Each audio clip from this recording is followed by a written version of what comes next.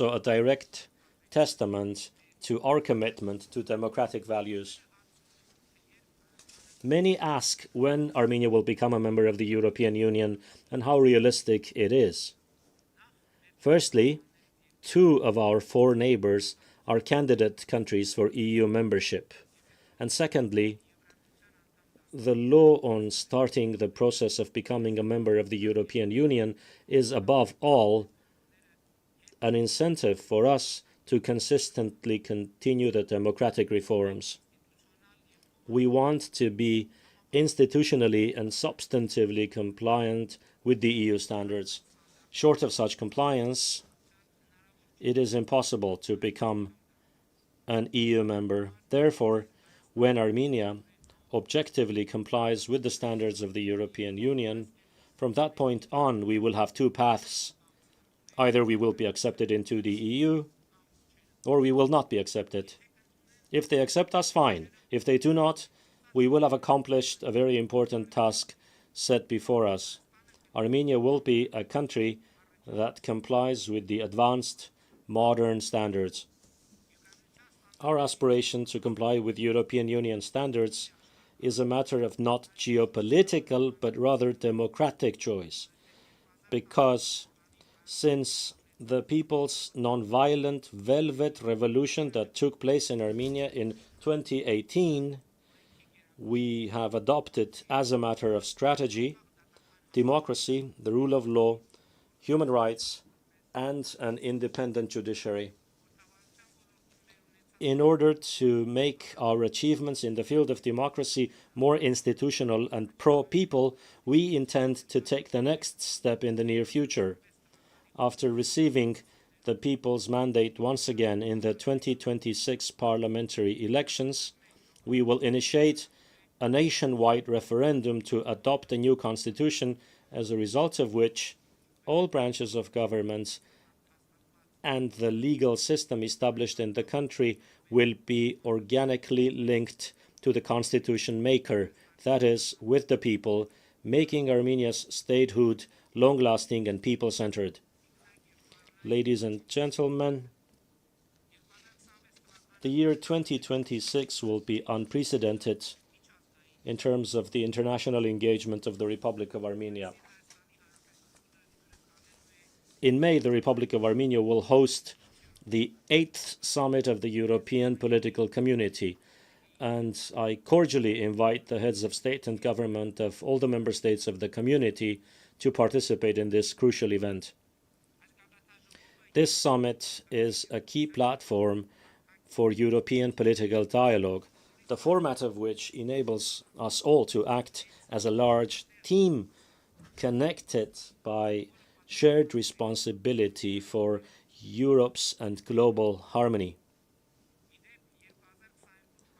By the way, it was at the first summit of the European Political Community held in Prague on October 6, 2022, where as a result of a meeting organized by France and the European Union, for the first time agreed to recognize each other's territorial integrity and sovereignty on the basis of the Alma-Ata Declaration. As you see from my text, that agreement has had decisive importance. It is extremely important, and in the matter of reaching these agreements in Prague, I would like to emphasize the special role of French President Emmanuel Macron and his personal efforts. Dear President, Excellencies, dear colleagues, ladies and gentlemen, from October 18 to 30, 2026, Armenia will host the 17th Conference of the Parties to the UN Convention on Biological Diversity, and it is my honor to invite all heads of state and government to participate in that conference in Yerevan. I hope that by then I will have reported at the 81st session of the UN General Assembly that the agreement on peace and the establishment of interstate relations between Armenia and Azerbaijan has been at least signed. The border between Armenia and Turkey has been opened, and the large part of the trip route investment project has been implemented. The Republic of Armenia reaffirms her commitment to the peace agenda and the achieved peace. I am convinced that with close dialogue with Azerbaijan and the support of regional countries and the international community, we will never again deviate from the path of peace. Long live dialogue, long live diplomacy, long live peace. Thank you.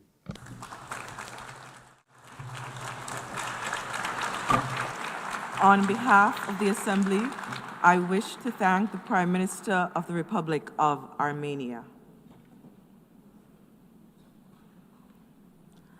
I now give the floor to His Excellency Sokan Prak, Deputy Prime Minister, Minister for Foreign Affairs and International Cooperation of Cambodia.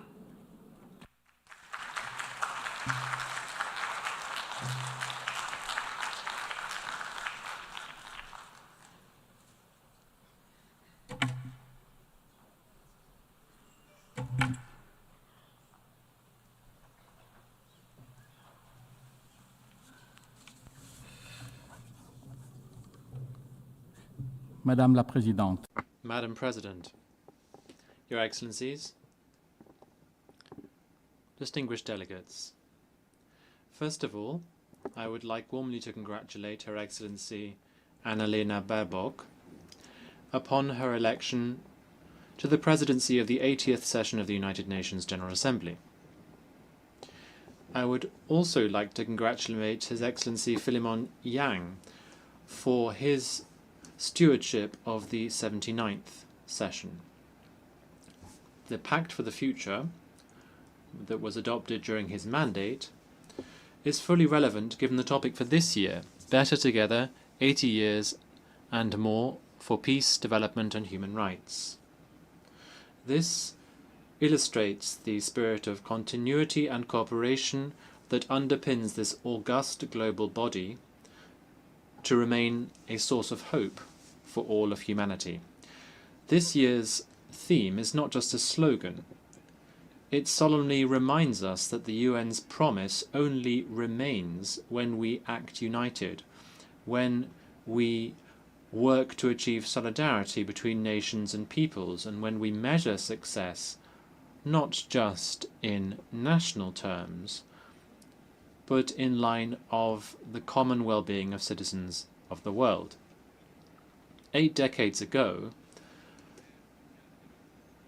after a devastating global war, nations large and small gathered together behind a unique vision. Peace, development and human dignity can only be guaranteed through collective action. Nevertheless, as we gather here to mark this important stage, the ideals of multilateralism are being put to the test.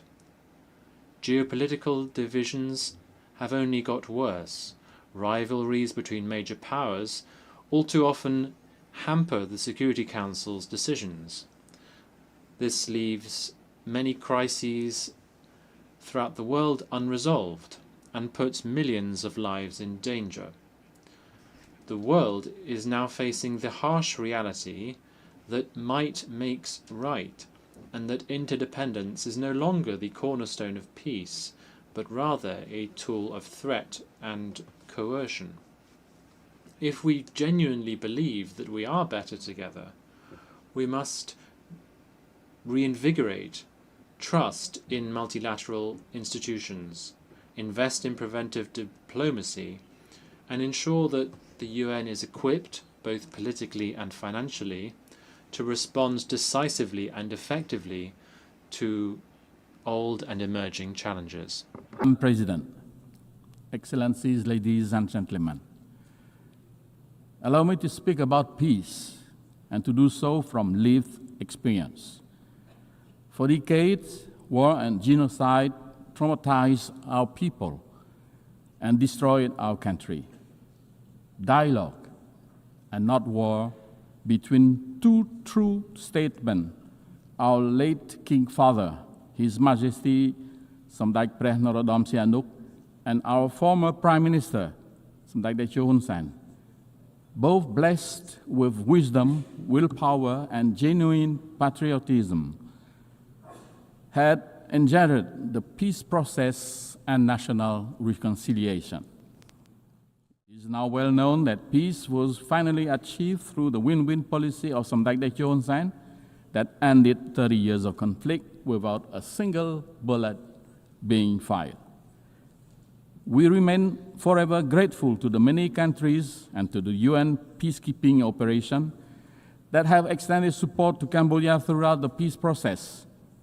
Across our towns and villages, the word "we thank peace" are not mere decoration. They are a daily affirmation that peace in our nation's is our nation's most precious treasure. This peace allows us to rebuild from complete ruin. Before the pandemic, our economy achieved an average annual growth of around 7%, positioning Cambodia to graduate from least developed country status by 2029. Through this development, millions have been lifted out of poverty in the past decades. We are grateful for our partners who are supporting Cambodia towards smooth graduation through, among others, open and inclusive trade.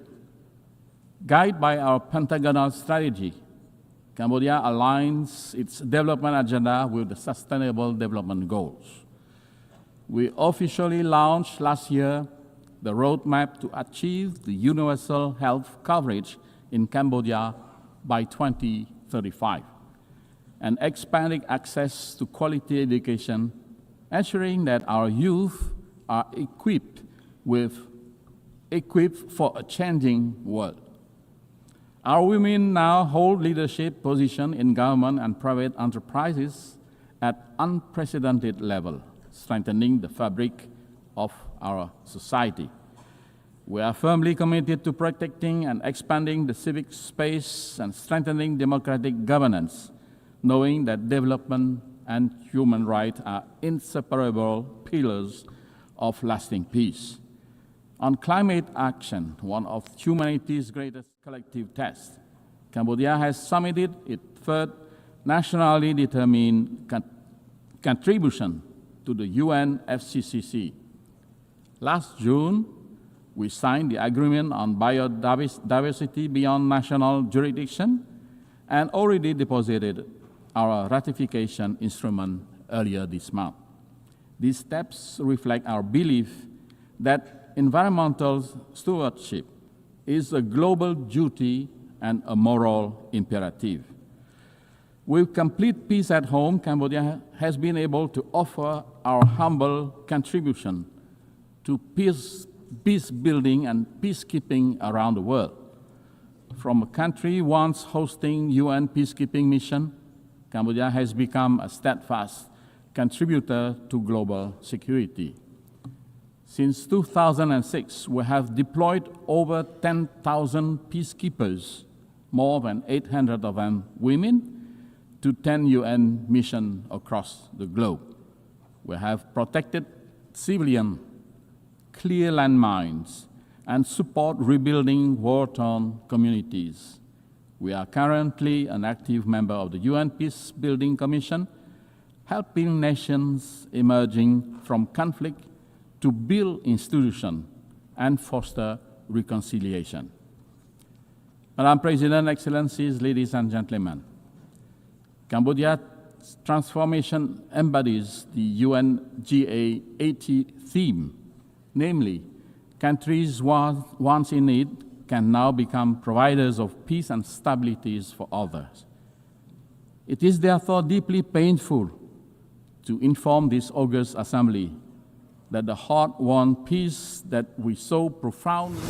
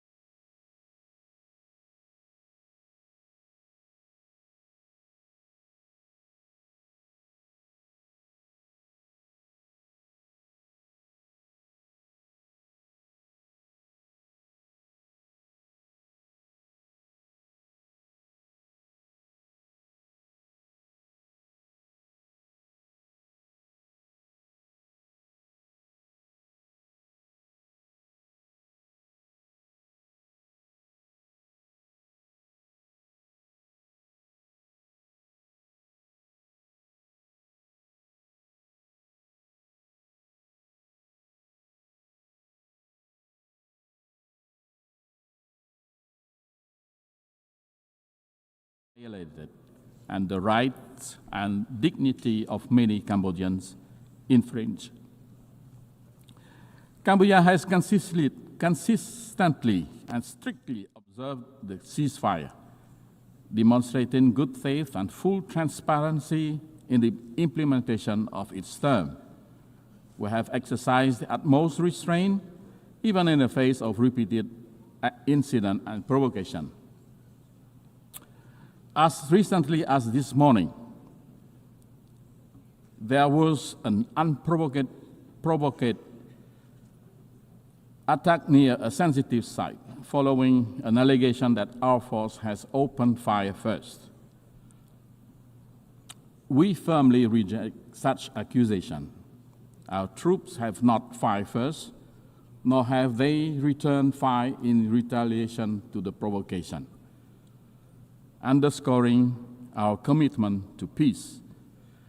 Guided by the same spirit that ended our internal conflict near 3 decades ago, Cambodia reaffirms its call for dialogue and the peaceful settlement of all outstanding issues.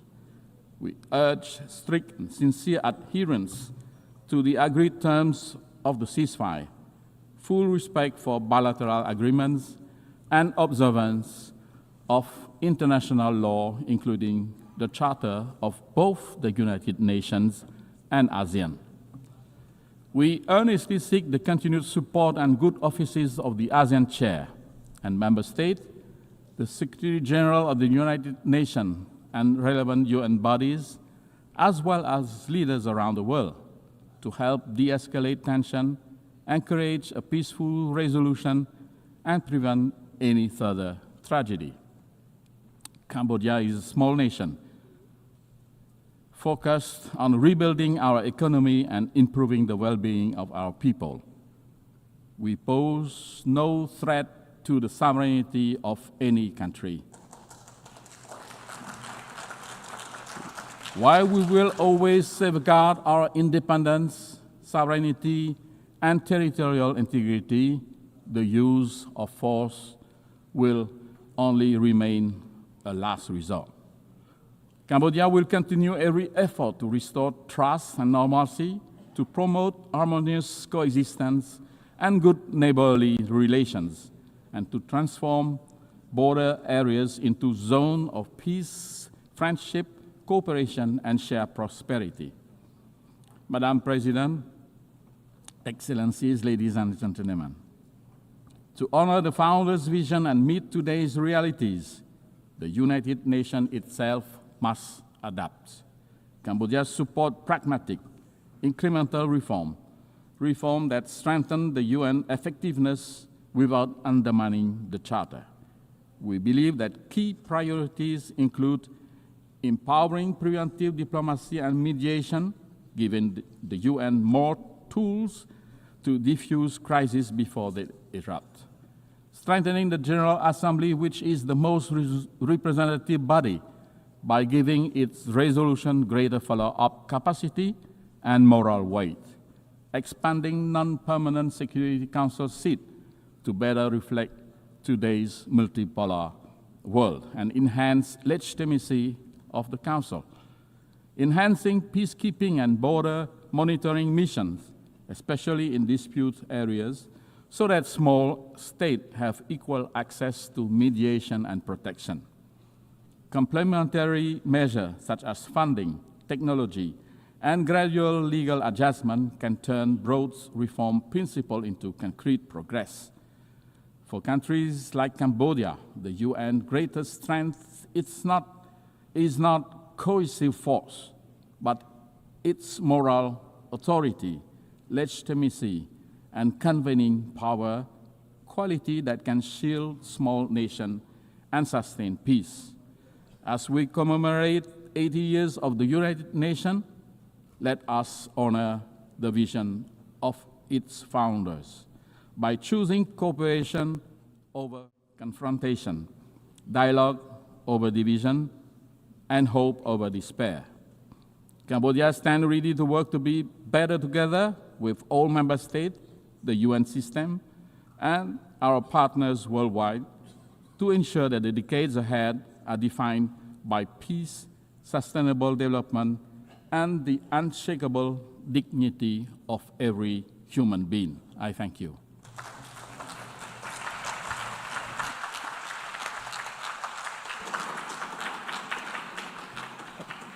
I thank the Deputy Prime Minister, Minister for Foreign Affairs and International Cooperation of Cambodia.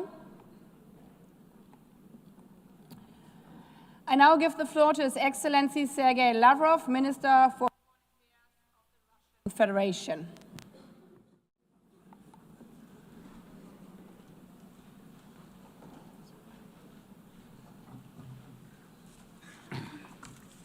Госпожа председатель.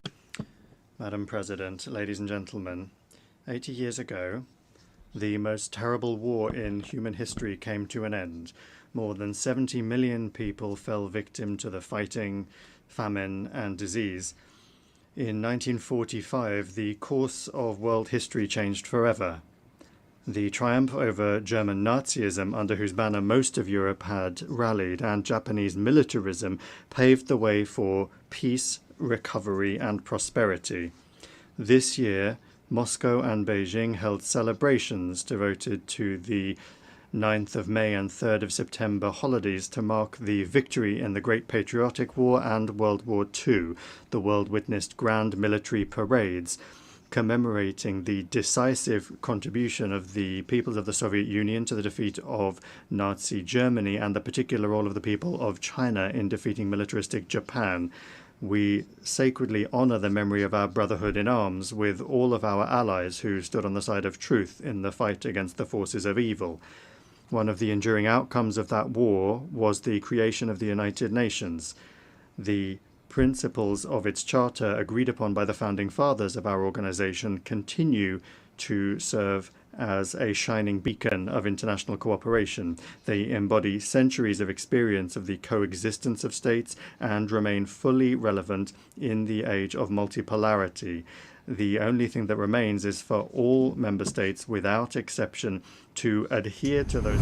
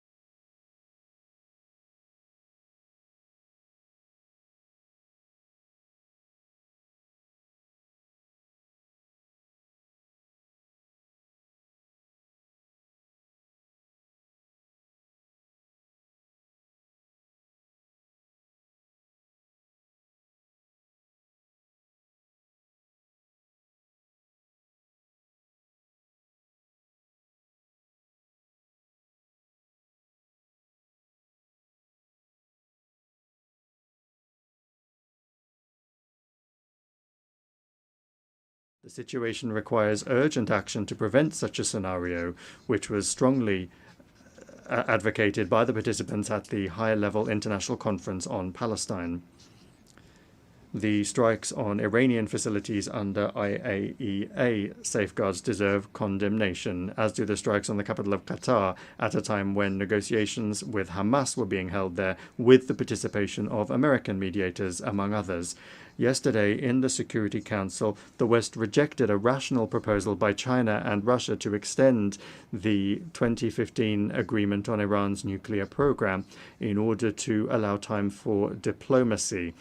This has finally exposed the West's policy of sabotaging the pursuit of constructive solutions in the UN Security Council and its desire to extract unilateral concessions from Tehran through blackmail and pressure. We consider such a policy to be unacceptable and consider all manipulations to restore anti-Iranian UN sanctions as well as the sanctions themselves to be illegal. The West is not accustomed to observing the principle of non-interference in internal affairs.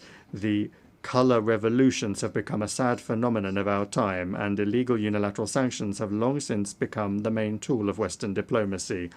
No matter what excuses are used to justify them, the essence of such sanctions is the same: to suppress and intimidate competitors in the global economy and politics. Russia, together with an absolute majority of UN members, calls for the immediate lifting without prior conditions of the trade blockade against Cuba, which has been in place for more than 60 years, and for it to be removed from the notorious list of state sponsors of terrorism. We express our solidarity with the people of Venezuela in the face of external sanctions pressure and threats. We advocate for Latin America and the Caribbean to remain a zone of peace and cooperation. A flagrant example of the undermining of sovereignty and gross interference in internal affairs is the actions of the West in the Balkans, where such a fundamental principle as the need for all UN members to comply with Security Council decisions is being violated. The unilateral recognition of Kosovo's independence, contrary to Resolution 1244, was essentially an attack on Serbia's state structure. Now the West has set a course for the collapse of the statehood of Bosnia and Herzegovina by sabotaging the Dayton peace agreement. In both Kosovo and Bosnia, an attack has been launched on the vital interests of the Serbian people, including the ancestral rights of Serbian Orthodoxy. Similarly, the Kiev regime, which seized power as a result of an anti-constitutional coup organized by the West in 2014, has set a course for the elimination of the canonical Ukrainian Orthodox Church and the legislative eradication of the Russian language in all spheres, in education, culture, and the media. Ukraine is the only country in the world that has legislatively banned the use of the native language of almost half of its population. Arabic is not banned in Israel, and Hebrew is not banned in Arab countries and Iran, but Russian is banned in Ukraine. Let me remind you that Article 1 of the UN Charter states the need for respect for human rights and fundamental freedoms for all, without distinction as to race, sex, language, or religion.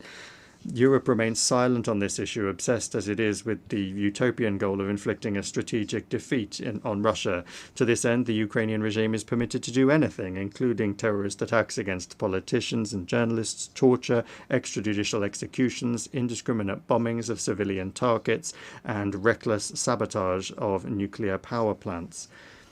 As President Vladimir Putin has repeatedly emphasized, Russia has been and remains open to negotiations on eliminating the root causes of the conflict. Russia's security and its vital interests must be reliably guaranteed. The rights of Russians and Russian-speaking people in the territories that remain under the control of the Kiev regime must be restored in full. On this basis, we are ready to discuss security guarantees for Ukraine. So far, neither Kiev nor its European sponsors seem to realize the gravity of the situation or to be willing to negotiate honestly. The North Atlantic Alliance continues to expand right up to our borders, contrary to assurances given to Soviet leaders to advance not a single inch to the east.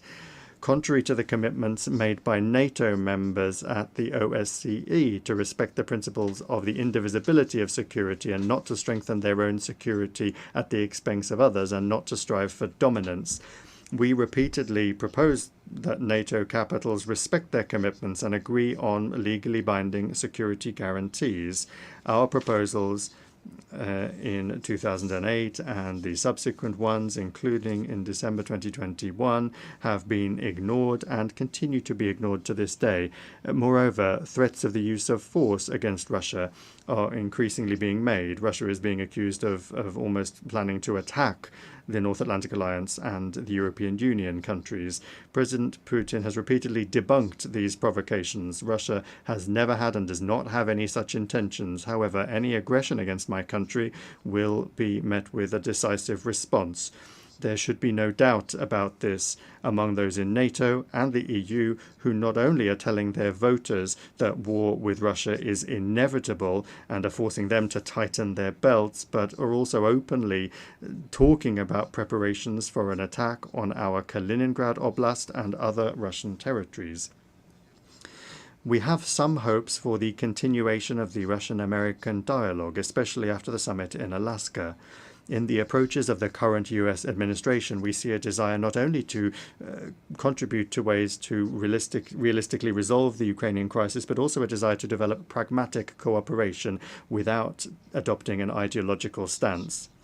Russia and the US bear a special responsibility for the state of affairs in the world and for avoiding risks that could plunge humanity into a new war. The maintenance of strategic stability is the aim of a new initiative by the Russian Federation that was put forward by President Putin on the 22nd of September.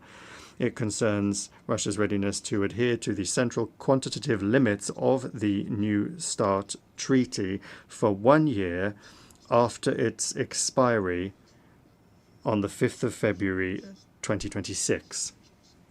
This is upon the condition that the United States acts similarly and does not take steps that would violate the existing balance of deterrence capabilities. We believe that the implementation of our proposal would create the conditions necessary for avoiding a strategic arms race, to maintain an acceptable level of predictability in the nuclear missile sphere, and to improve the overall atmosphere in Russian and American relations. Colleagues, in December this year, we will mark the 65th anniversary of the adoption by the General Assembly of the Declaration on the Granting of Independence to Colonial Peoples and Countries. The decolonization process, with a leading role played by the Soviet Union, was a direct consequence of the realization of the right of nations to self-determination.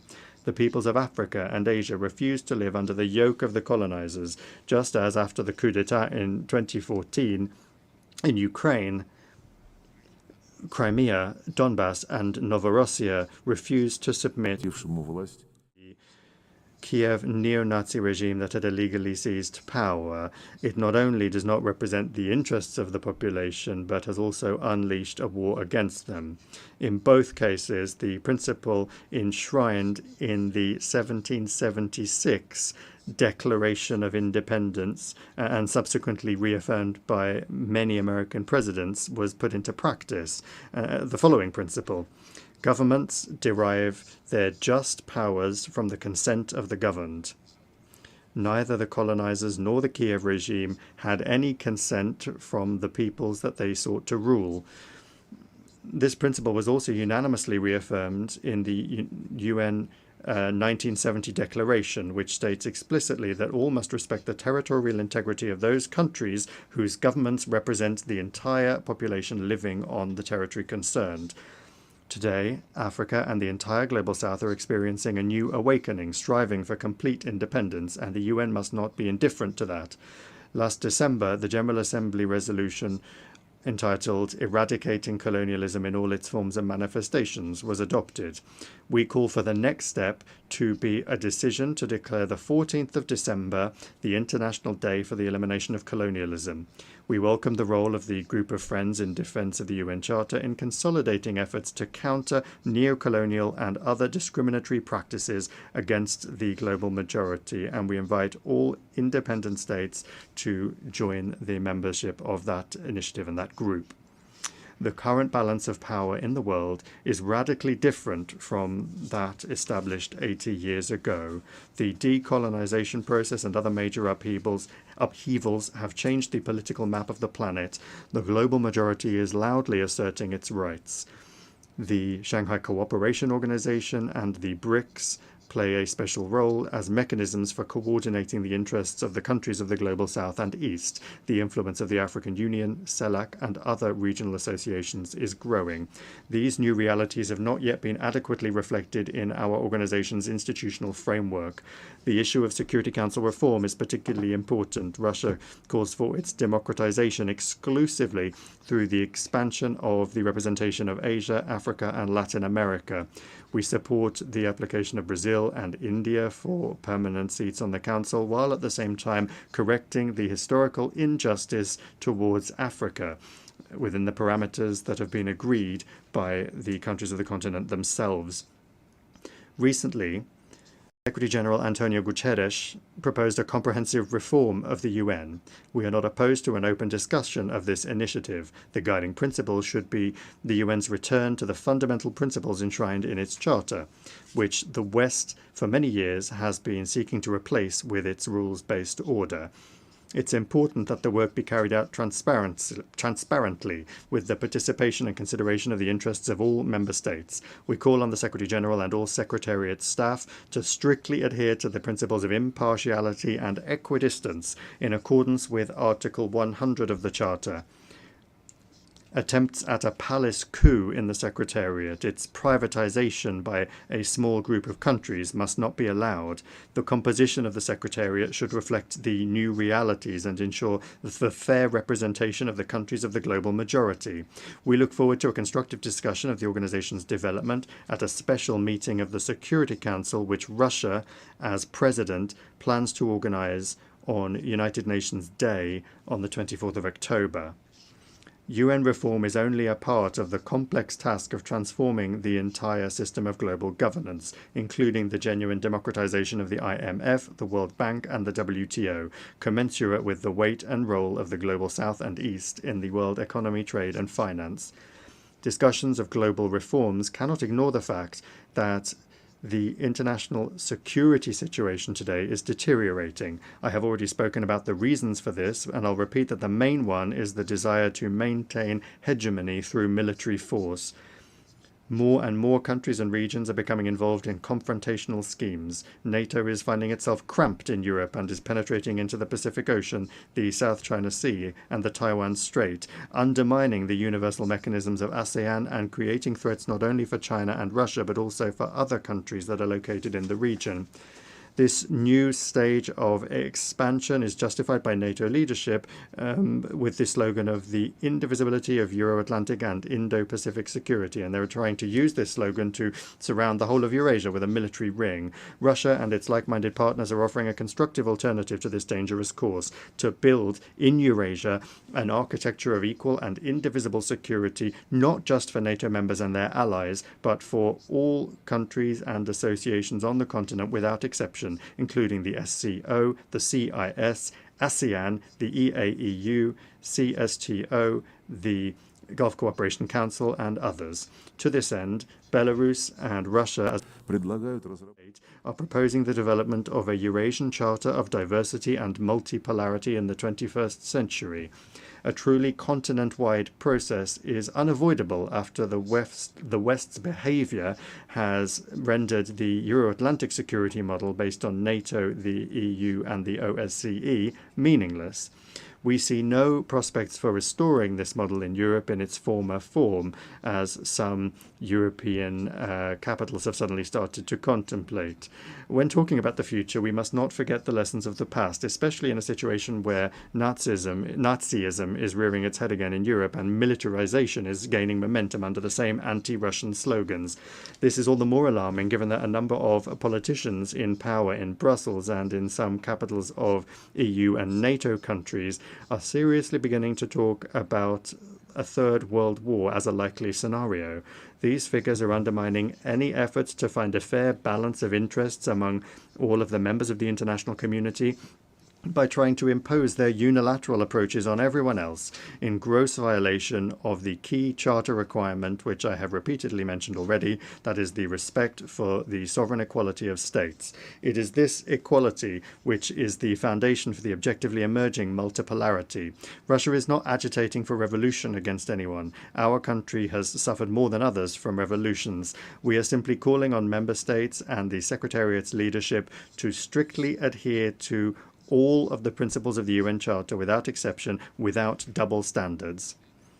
Only then will the legacy of the founding fathers of the UN not be squandered in vain. Thank you for your attention.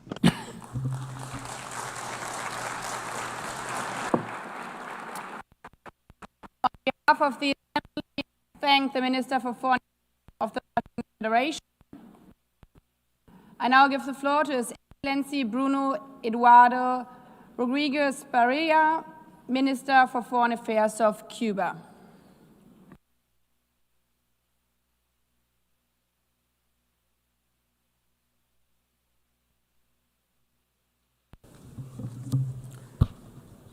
Señora Presidenta.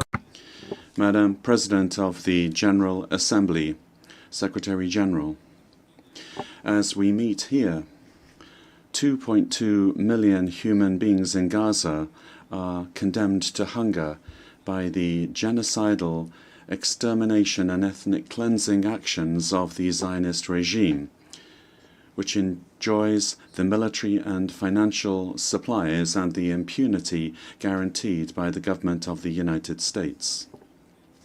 On behalf of the government and people of Cuba, I reiterate our firmest solidarity with the Palestinian people and with their just cause for freedom, independence, and an end to the Zionist occupation. If the Security Council proves itself impotent because of the veto that the United States wields or threatens to wield, and is incapable of adopting effective measures to halt the barbarity, then this General Assembly has the duty and the capacity to put forward concrete measures without delay. At the very least, it must unequivocally declare Palestine's right to be a UN member state within the pre-1967 with East Jerusalem as its capital, and with the right of refugees to return. 11 million people, 3 million of them children, die every year from hunger and associated diseases. The climate crisis is destroying nations and lives, devastating communities and economies. A handful of countries and individuals have amassed more wealth than the vast majority of all other countries combined. Colossal inequalities stifle and prevent sustainable development. There has been no response to today's serious challenges. There could not be, because the current world order reflects a bygone era when most developing countries did not even exist as independent states. 80 years ago, the United Nations was founded with only 51 member states. Today, we are 193. The most urgent priority is to create a new international order that guarantees peace, the right to development, sovereign equality, participation and representation of developing countries in global policy decisions, that provides for the common good and prosperity in harmony with nature, and ensures the exercise of all human rights for all people. Let us aspire to a new civilized coexistence in which solidarity, international cooperation, and the peaceful settlement of disputes prevail as alternatives to war, the use of force, aggression, and occupation,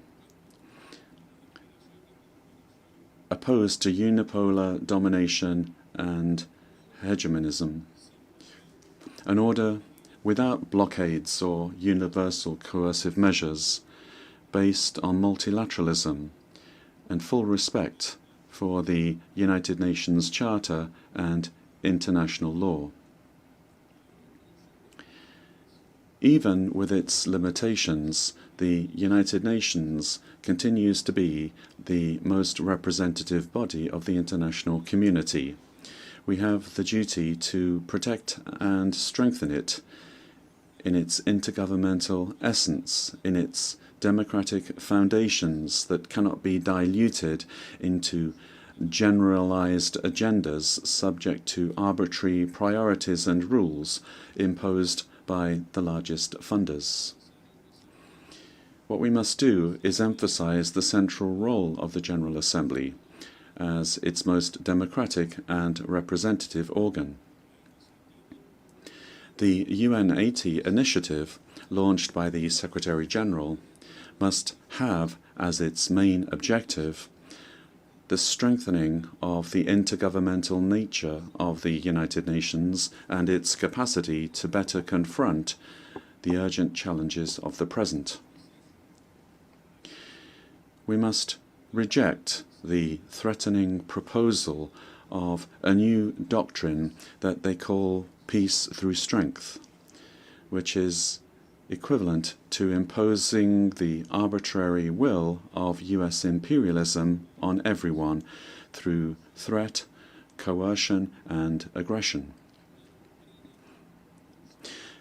This is a doctrine conceived to satisfy the ambitions of a unipolar power already in decline, which, by the way, serves the interests of big transnational corporations at the cost of sovereign nations and their peoples, and to the cost of the values upon which this organization was founded. In the Caribbean, today we're seeing the looming threat of war, with an extraordinary naval and air deployment of an offensive nature, utterly unjustified, involving missiles, landing an assault craft, and nuclear submarines.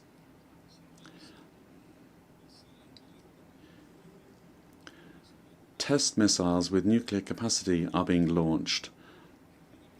The United States brandishes the pretext of fighting crime and drug trafficking. This is a tale which no one in this chamber believes. The attack and destruction of unidentified boats, the assassination or extrajudicial execution of civilians, the interception of fishing vessels, and aggressive actions by the United States generate a dangerous situation that violates international law, threatens peace and regional security.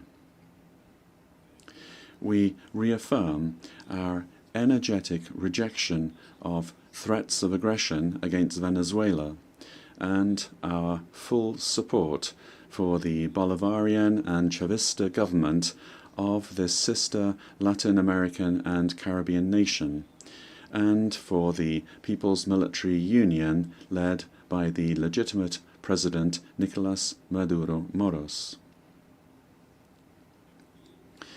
We repudiate the Monroe militarización attempt at militarization, intervention, or imperialist domination in Latin America and the Caribbean, proclaimed as a zone of peace in 2014 in Havana, with the signatures of the heads of state and government of the Community of Latin American and Caribbean States. The accelerated arms race leads to competition in the field of death and destruction, employing extraordinary financial and material resources that could instead be dedicated to poverty alleviation, development, and cooperation. Meanwhile, most of the meagre goals of the 2030 agenda will not be met. Commitments of official development assistance are being ignored, and climate financing is decreasing. In 1960, before this very assembly, the historic leader of the Cuban Revolution, Fidel Castro, stated, and I quote, "Eliminate the philosophy of plunder and the philosophy of war will disappear." Madam President, climate change is advancing inexorably and quickly. The first 6 months of this year have been the hottest ever recorded. Last year was already the hottest. From this very podium, science and decades of collective work to protect the planet are now being questioned. If we don't change the unsustainable production and consumption patterns of capitalism and address their root causes, then by 2030 we will surpass the fateful threshold of 1.5 degrees Celsius. The external debt of developing countries, already paid several times over, continues to grow, accumulating astronomical interest as a new form of colonization. What we need to do is implement the commitments undertaken at the 4th International Conference on Financing for Development, with additional resources and a specific multilateral mechanism for debt negotiation. We're suffering the consequences of powerful cultural domination in an era when digital technology increasingly impacts our lives across the board. A few transnationals, almost all of them from the US, impose their operating systems and control the content that is seen, read and heard, manipulating human behavior. We are suffering from the algorithm. What we need to do is establish at the UN as soon as possible common norms in order to unlock the transformative potential of new technologies, especially artificial intelligence, for the benefit of all, whilst at the same time mitigating the risks. Cuba faces, as a small island developing state, our country suffers from the devastating and accumulated impact of the policy of hostility and economic suffocation that has been imposed by the United States for more than 6 decades. The blockade against Cuba persists and is being tightened to the extreme. It is really a comprehensive and prolonged economic war aimed at depriving Cubans of their livelihoods and sustainability, of their existence as a supportive, educated and joyful people.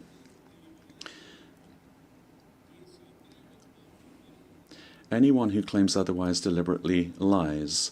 The very promoters of this war boast of its destructive effect and its ability to strike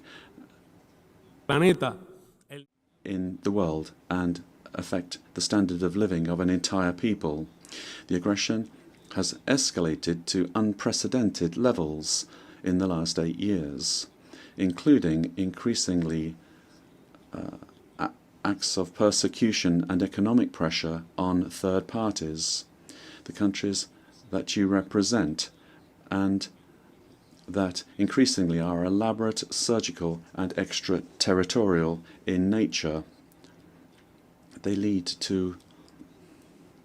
affect productive capacity and have commercial and financial effects, affecting services and policies that guarantee social justice and life itself. Today, Cuba faces a grave scenario of prolonged and daily blackouts, difficulties in affording food, insufficient availability of medicines, reduced public transport, limited community services, and pronounced inflation, which is eroding real incomes. In 1960, the US Undersecretary of State Lester Mallory drafted the infamous Memorandum of Coercion and Blockade against Cuba, and it is this that has guided US policy ever since, and currently governs the policy of the US. He wrote, and I quote, "All possible means must be promptly used to weaken the economic life of Cuba, a line of action that achieves the greatest progress in depriving Cuba of money and supplies, to reduce its financial resources and real wages, provoke hunger, desperation, and the overthrow of the government." End of quote. The current Secretary of State of the United States is the reincarnation of that macabre figure. Madam President, Cuba is a country that is a victim of terrorism, and for decades we have been subject to state terrorism from the US. For years, and still today, terrorist acts against our country are organized and financed from US territory. And these people live here in total impunity, and they are recognized as perpetrators of horrendous acts of aggression against the Cuban people, causing thousands of deaths, mutilations, and significant material damage. In compliance with our counter-terrorism responsibilities and with UN efforts against this scourge, the Cuban government has officially shared with the US government in recent years the names and information relating to 62 individuals and 20 organizations based in this country who have been responsible for violent and terrorist acts and who continue from US territory participating in such acts against Cuba. No response has been received, nor is it known if the US authorities have taken any action against any of them. Cínico. That the US government, for purposes of political and economic coercion, labels Cuba as a state sponsor of terrorism, a slander not shared by this organization nor by any other of its member states. Many national institutions, both banking and financial as well as commercial, of nearly all the countries represented here, are intimidated by this false designation of the US government. And because of this, their banks very often avoid engaging with Cuban entities, offering us credit, supporting our commercial activity, or channeling our transfers. Added to this is intimidation against citizens of more than 40 countries, whom the US government threatens with reprisals if they decide by right to visit Cuba. The United States has unleashed a virulent campaign of discreditation and persecution against Cuban Medical Corporation and of harassment and coercion against the authorities of countries that receive it. This is a strategy directed by the State Department directly. It seeks to disparage this cooperation, which has saved millions of lives and, in many cases, has been the only option for access to healthcare for large population groups. This altruistic and supportive cooperation rests on entirely legitimate bilateral agreements and aligns fully with international standards of this organization in the field of cooperation, as it does with the standards of other organizations. I confirm once again that Cuba will maintain its commitments los cuales tiene acuerdos with which we have bilateral medical cooperation agreements and programs, and we will remain willing to expand them with all governments who are prepared to develop such cooperation, respecting international law, national legislation, and all of this for the well-being of their peoples. Since 1963, almost going back to that time of Mr. Mallory's declaration, 605,000 doctors from Cuba, doctors and specialists, have carried out in dozens of countries more than 17 million surgeries and brought more than 5 million children into the world. At this moment, over 24,000 health professionals provide services in 56 countries. The aggression against Cuba is reinforced by a powerful machinery of destabilization that, from US territory and with funding from that country's federal budget, mounts an offensive aimed at disturbing public order, promoting acts of violence, disorienting the population, and discrediting our country. It is a strategy of unconventional warfare that combines emotional manipulation with informational intoxication in order to impose an atmosphere of despair and political demobilization. Faced with such an asymmetric onslaught, our people's determination is strengthened. We are aware of the great challenges that we face and of the need to direct with creativity and with everyone's contribution economic recovery and the strengthening of social policies.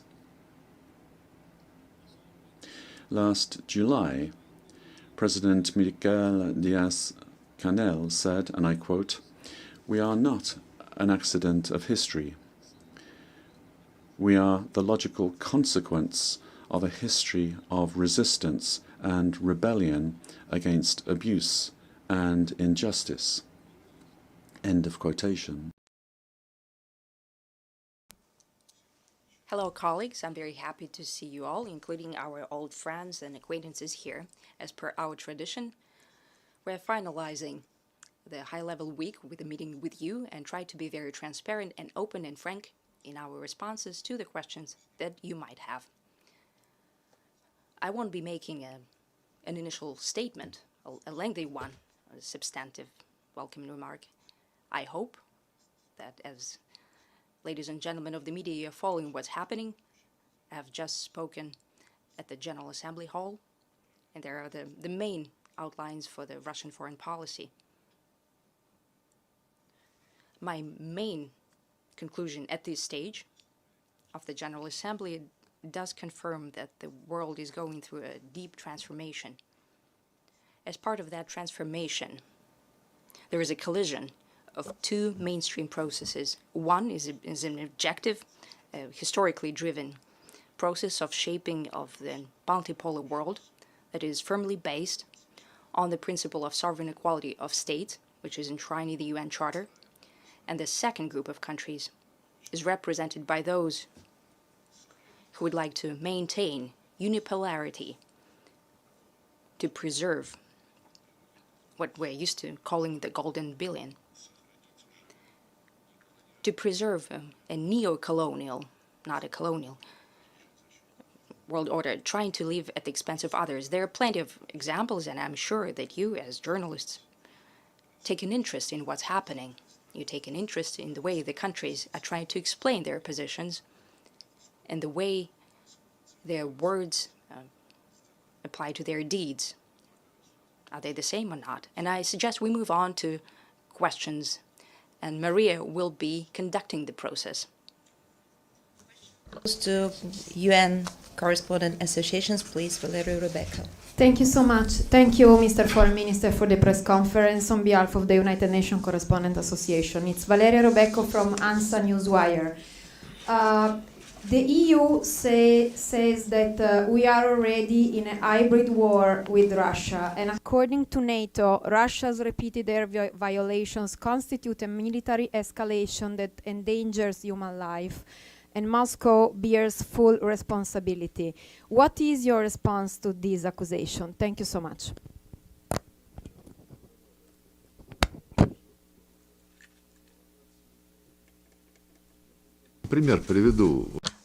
I'll give you an example. When the drones fell on the Polish territory, right on that very day, as soon as Poland raised alarm, we suggested through the Ministry of Defense to conduct a meeting and to have a business-like discussions, like professionals do, without a hysteria, to deal with the situation, to look at the wreckage, to look at what kind of drones they are, what's their range. The drones that were allegedly found on the Polish territory, if these are the drones that we think they are, then the range is less than from the border of the Russian Federation to the Polish border. But I'd like to repeat once again, when someone is shying away from a frank conversation, from a proposal to have an honest conversation, they don't want to deal with that, then I guess it's a good thing that you've started with this question. A year ago, at this very hall, right at this very table, I was telling you the way we try to get to the truth regarding to the provocation that was conducted in April 2022 in Bucha. It was when the Russian units withdrawn from the Kiev suburbs, including the suburb of Kiev called Bucha. And we withdrew from that town because the Western countries were calling us to create a trustworthy atmosphere for the slated signing of a peace agreement on the settlement that Boris Johnson torpedoed back then. So when Russian units withdrew from that settlement of Bucha, 2 days later, it was a happenstance, so to speak.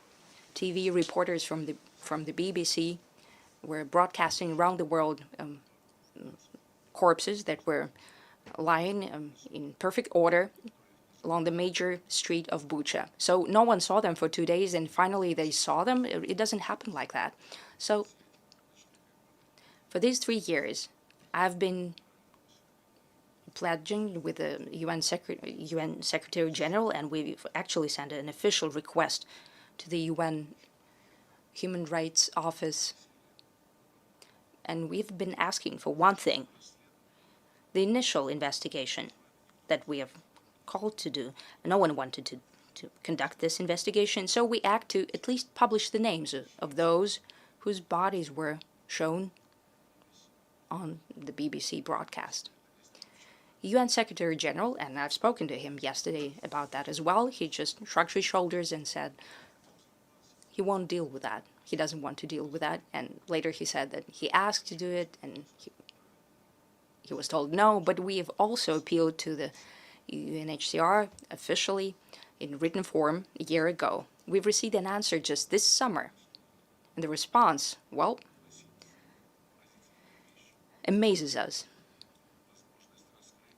The possibility of revealing the data about the injured is being reviewed together with the legal office of the Secretariat. Later, we were told that the lawyers of the Secretariat said that it's not reasonable to present data on the victims of Bucha, to ensure the security and safety of their relatives. A year ago, when it was stalling just like today, I appeal to you. I appeal to your journalistic interest. Don't you have an interest in learning whose bodies were shown there? Who were they? None of you, as far as I understand, no one followed up on that. No one conducted a journalist investigation. Though such investigations happen even on smaller incidents. Going back to a question, we have nothing to hide. We never attack civilian infrastructure. Incidents happen, but we never conduct targeted fire against them. We never target with our UAVs or missiles on the countries in Europe, be that EU members or NATO countries. Once again, if Poles indeed wanted to get to the bottom of that situation, we've proposed a meeting, immediately proposed a meeting, but no one wants to discuss the facts, ever. There are plenty of examples when we're accused, and later it turned out that it was the Ukrainians who targeted the market and other infrastructure, hospitals and so on. Well, it all follows the same scenario. First, hype happens, and later, journalists who first initiated this hype, they don't want to deal with that. But we're always open to a frank conversation. Good afternoon, Minister Lavrov. Yesterday, the UN Security Council, after the vote, declined the draft by Russia and China to extend the UNSC resolution 2231. What are the consequences of renewed sanctions against Iran that you see? Do you see that it is possible to solve through diplomatic means the Iranian nuclear issue? If so, what are the next steps? What is Russia prepared to take? The snapback mechanisms for sanctions is included in the UNSCR that endorsed the Iranian nuclear deal, as we call it, in 2015. It was enshrined there after the direct negotiations between the Iranian foreign minister and the United States State Secretary. John Kerry was the State Secretary back then. So this so-called snapback mechanism is not typical for any other sanctioned regimes.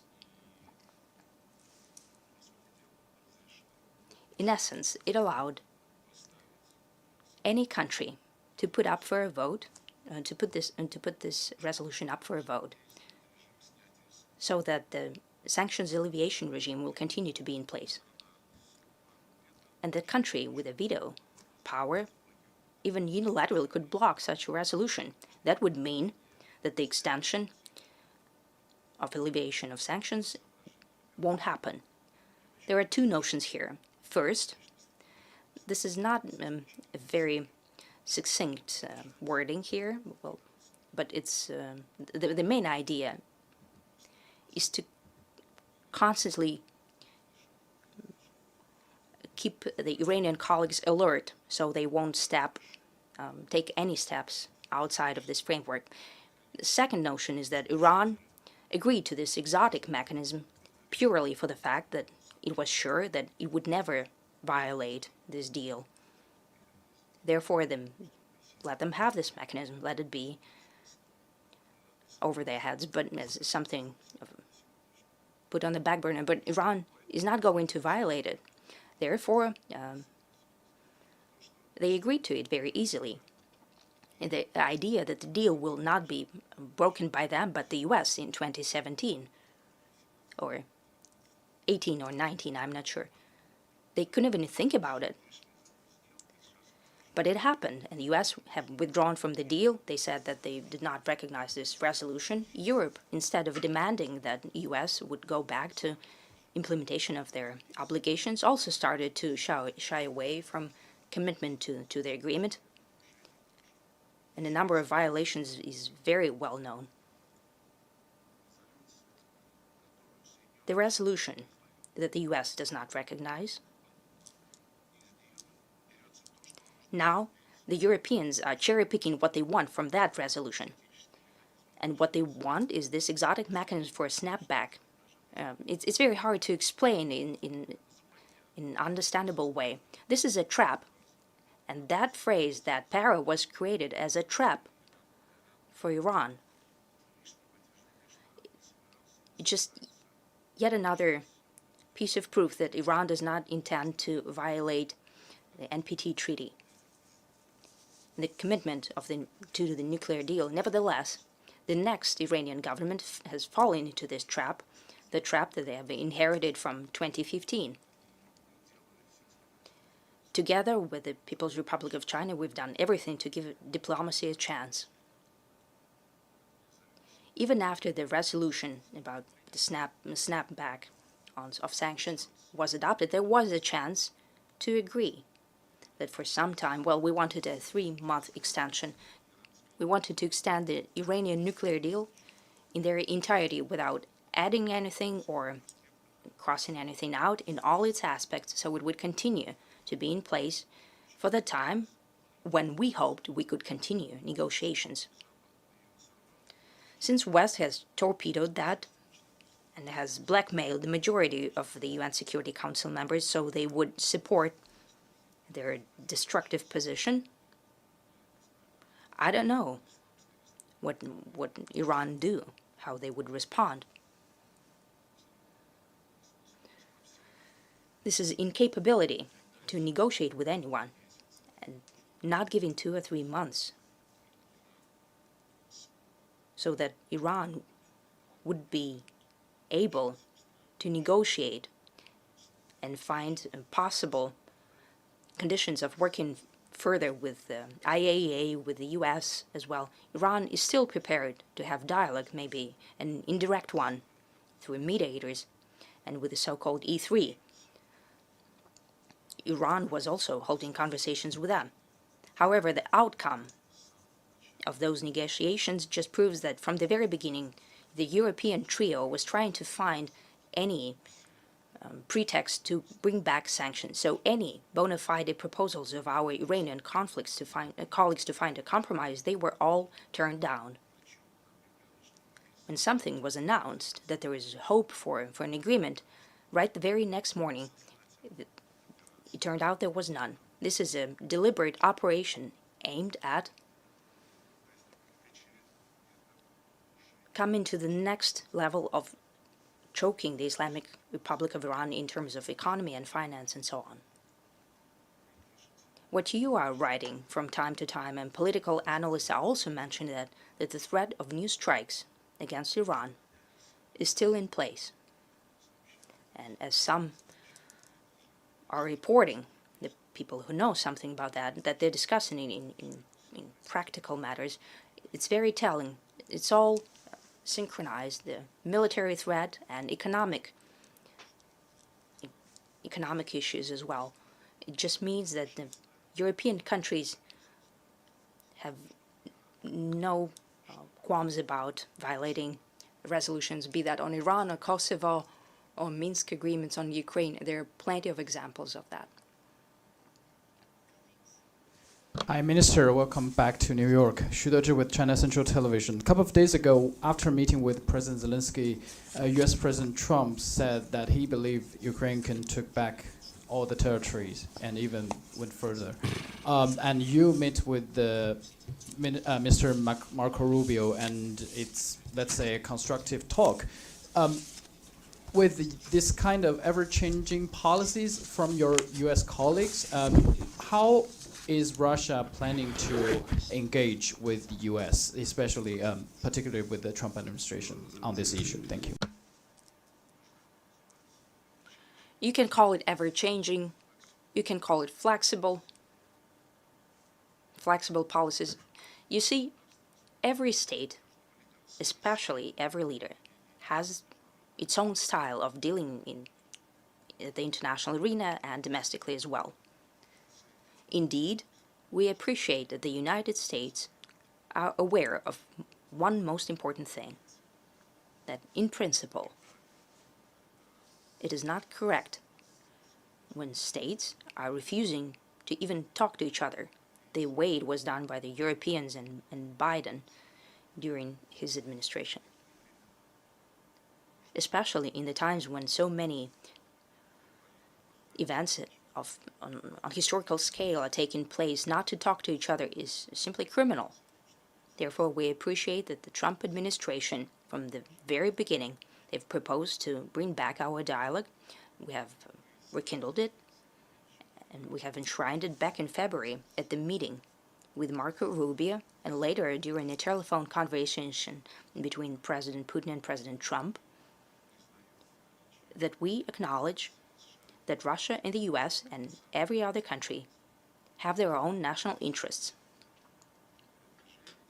And the promotion of such national interests is a right of every state.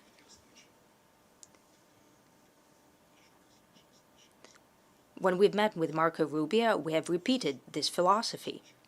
We have recommitted to it, and in cases when our interests coincide, and there are not many cases in relations between Russia and the US. However, when such interests do coincide, it would be stupid not to use this in order to implement some mutually beneficial projects, be that in space or economy or any other sphere.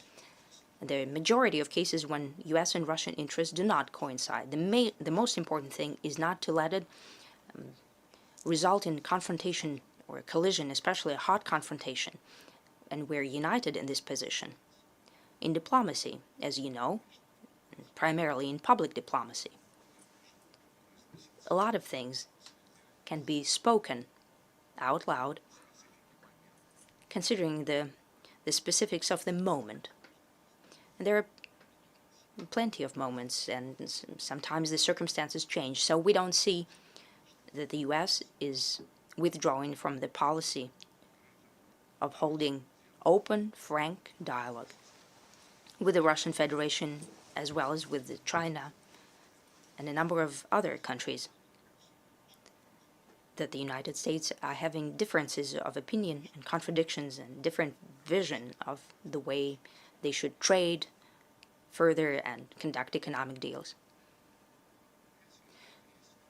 You see, that's diplomacy per se, when colliding interests have to be reconciled and put in order in such a way that confrontations could be avoided. Some of our European colleagues have turned diplomacy either into kissing up to their friends from Washington, so that friends from Washington would continue to play in Biden's war, or they're turning, substituting diplomacy with sanctions. This is a path without any promise. It won't succeed. However, a frank dialogue on any matters, well, we see that the US is prepared for that, and we're also prepared to conduct it. As for diplomatic comments, they could be very different. Thank you. Minister Lavrov, Betül Yuruk with CNBC Turkey. President Trump publicly asked Turkish President Erdogan to stop buying Russian oil and gas at the White House. Do you expect Turkey to stop, or are you confident that Ankara will remain in it? And secondly, if Turkey were to return S-400 missile defense systems it purchased from Russia to rejoin the F-35 program, would Russia accept that? When I asked you a similar question last year, you told me that Turkey was the final user and cannot sell it to a third country. What do you have to say this time? So you know the response to the second question, and to the first and to the second question, I don't want to guess here. However, I do wish to reaffirm something that I've always stated with respect to Turkey and any other of our partners. We respect the position of the Republic of Turkey, and in no way do we doubt the Republic of Turkey's respect for itself and respect for its people. Russia 24.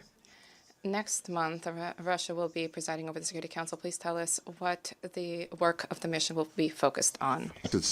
Every month on the agenda of the Security Council, automatically now, There are questions which arise, matters, which are the consequence, follow-up to resolutions previously adopted, and resolutions as a general rule presuppose a periodic overview of the implementation thereof.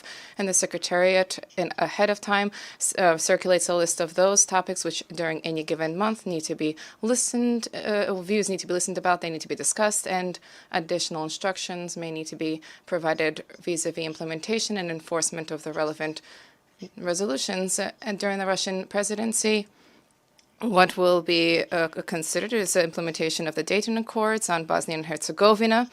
This is indeed timely because the situation there has reached a critical point. They have adopted a policy of collapsing the Dayton Accords, infringing upon the rights of the Serbian people, and this is an egregious violation of the Dayton agreements, which set out the equality of the three constituent peoples, the Serbs, Croats, and the Bosniaks. So this will be an interesting event. However, what is most important probably is that during our presidency coincides with an important anniversary, the 24th of October, which is the day of the founding of the United Nations. And on that day, we plan to hold a special meeting, not, once again, not to extend support for those principles which were enshrined by the Founding Fathers in the Charter of the United Nations, but rather to take a look at today how these principles need to be upheld, especially given that the overwhelming majority of these principles explicitly, directly, pertain to the process of multipolarity. That includes the sovereign equality of states. This includes non-intervention in the domestic affairs of others. This includes the rights of nations to self-determination, the rights of peoples to determine their own fates. This is all enshrined in the Charter of the United Nations and has been the case for all of these 8 decades. But far from always has this been applied and implemented. So the 24th of October will be a meeting with a focus on analysis, and we hope with practical conclusions being drawn about further development of the United Nations. Thank you, Mr. Minister. Abdul Hamid Sayam from the Arabic daily Al-Quds Al-Arabi. Mr. Minister, your ambassador here gives very strong speeches in the Security Council about the genocidal war in Gaza. He's very factual, he's very straightforward. He gives a strong position of Russian Federation. However, can't Russia do more than just giving a strong statement and factual and right to the point? And the second, related to this question, ICC, the prosecutor, issued on May 20th, 2024, the arrest warrant for 2 Israeli war criminals. And from that day until today, the crimes are continuing, genocide is continuing, and yet not one single indictment of any other Israeli general or minister or war criminal. Thank you. You know, I met with a number of my Arab friends over the recent week. Of course, we discussed Palestine, but we did not just discuss Palestine. We discussed the West Bank, the Jordan River. We discussed the south of Lebanon, the south of Syria, Lebanon, and many other issues. The situation is exceedingly volatile. There are many, not slowly ticking time bombs. There are mines that have been with many mines with fuses that have been detonated. But do you say that Russia? What can Russia do beyond setting out our position in principle vis-a-vis Palestine during Security Council meetings? You represent an Arab media outlet. I am correct. Just recently, there was a summit, a League of Arab States summit, and the Islamic Organization of Islamic Cooperation. During this summit, there was a discussion of the atrocities that are being perpetrated in the Gaza Strip. And there's an ongoing collective punishment targeting the Palestinian people. And in no way is this any this is better than the terrorist attacks, which we all condemn, but collective punishment is also prohibited under international humanitarian law. So if Following this summit, as an outcome of the summit, our Arab and Muslim friends have been engaged in efforts, and the result, the fruit of these efforts, will have a practical significance in order to attempt to stop what has been taking place. Of course, we will join these efforts. The Arabs are directly bordering Israel and Palestine. This has direct implications for you, first and foremost. You are our close friends, virtually all Arab countries, all Muslim countries, and of course, we want to help you. But when it comes to taking decisions about their actions, that is something that countries in the region have to do. Of course, I'm aware that Egypt and Saudi Arabia and Qatar, the United Arab Emirates, to one degree or another, are all participating in such trust-based confidential negotiations. The United States is lending a hand in this process. And there are many rumors here about certain agreements taking shape. Yesterday, I think President Trump mentioned that a solution is near. We are not yet aware exactly of what was being talked about. Of course, there's speculation about the 21-point plan. We read all of that. Something there looks like a collective governance or management. There's mention of a former British Prime Minister, Tony Blair, as a general governor of Gaza. Somewhere, I'm trying to find the right expression. Reservations. We're in America. Based on the rumors that have surfaced in the media sphere, somebody wishes to have this noble formula and to pin certain reservations. There are reservations here, or Bantustan, as was the case in South Africa during the apartheid era. I'm commenting here. I'm not signing on to anything, but I'm just mentioning the rumors that have been circulating. You're talking about Russia. There's a process underway. If the participating parties in the process, Arab countries and Palestinians, if they see some kind of a role, a possible contribution that the Russian Federation can make, of course, we will be told, and we would welcome that. Sergei Viktorovich, good afternoon. I represent TASS, and if possible, I wish to put two questions forward. Given the statements from various parties that were delivered, the statements made by various countries, including here in General Assembly, can Vladimir Zelensky count on returning to the borders of 2014? What is the situation on the ground in DPR right now, specifically in the so-called strategic triangle? Well, as regards to the 2022 borders, I don't think anybody is really counting on that, because counting on restoration of those borders would be politically blind and would demonstrate an utter lack of understanding about what is taking place.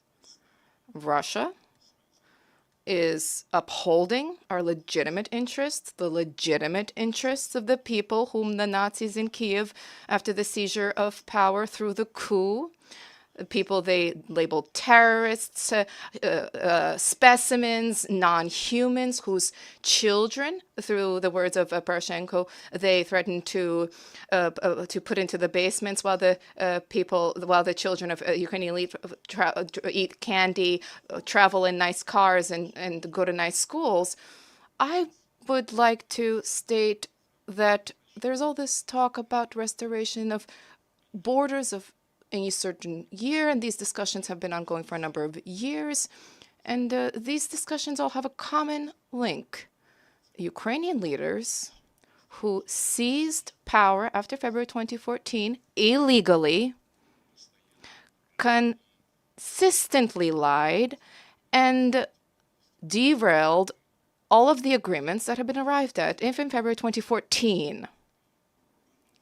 Had there been implementation of the agreement that was signed between the president and opposition, this which was guaranteed by Germany, France, and Poland, had this been honored and fulfilled, Ukraine would have been within its 1991 borders.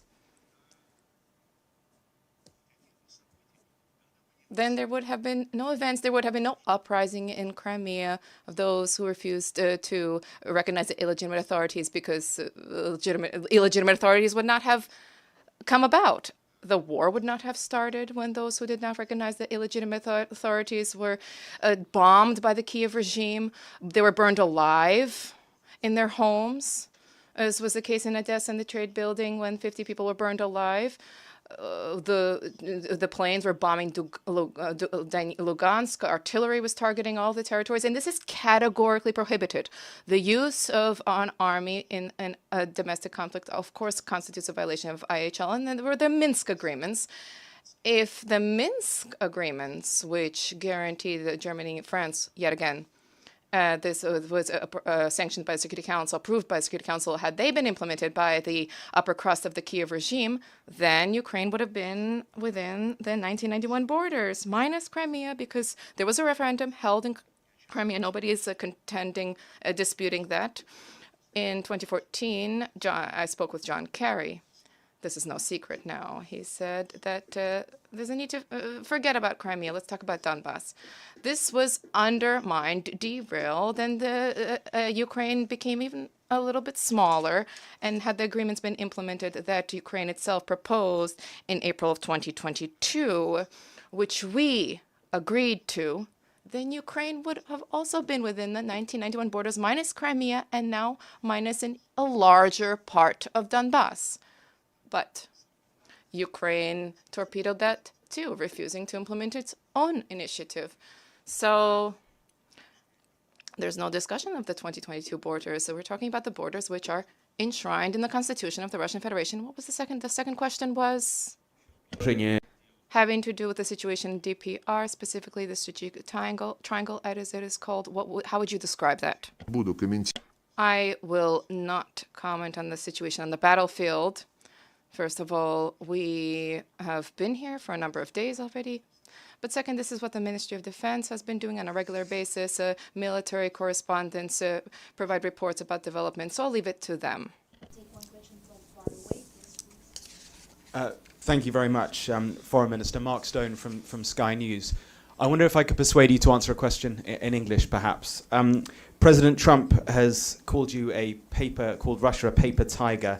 Has said that European countries should shoot down Russian planes if they violate European airspace. Do you see that as a provocation? And what would happen if Russian planes are shot down? Thank you, sir. First of all, we are the United Nations, and the Russian language is an official language of the United Nations, as is the English language. So I'm very grateful to all of you for your respect for our right or opportunity to use this language. Frankly speaking, I can't necessarily follow all of the statements that have been made, but I do remember a day or so after the statement was uttered, paper tiger, the next day, President Trump was asked, does he continue to think Russia is a paper tiger? And the response there was negative.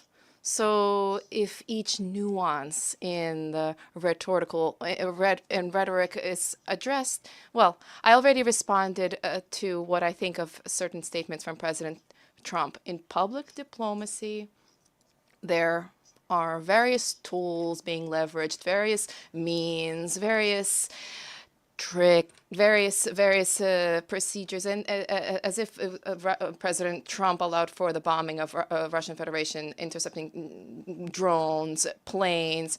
When a drone flies not over our territory, if it crossed somebody's border, but outside of our airspace, probably everybody has a right to do what they deem necessary with this drone for providing for their own security. But if there are attempts to down any flying object, over our territory, in our airspace, then I think people will very much regret undertaking such an egregious violation of our territorial integrity and sovereignty. Good afternoon. If I may, two questions. The first question, German authorities have not concealed the fact that they have been engaged in active militarization of their country. What do you think? Why is this being done? And what are they trying to achieve? And the second question, you've already mentioned recently. You talked about privatization of virtually all of the leadership of the United Nations by the West. What could Russia do in order to change that situation? Thank you. On militarization of Germany, we repeatedly set out our concerns, our very deep concerns. And not only is there a process of militarization underway there are blatant indicators of re-Nazification, which are being observed. Why is this being done?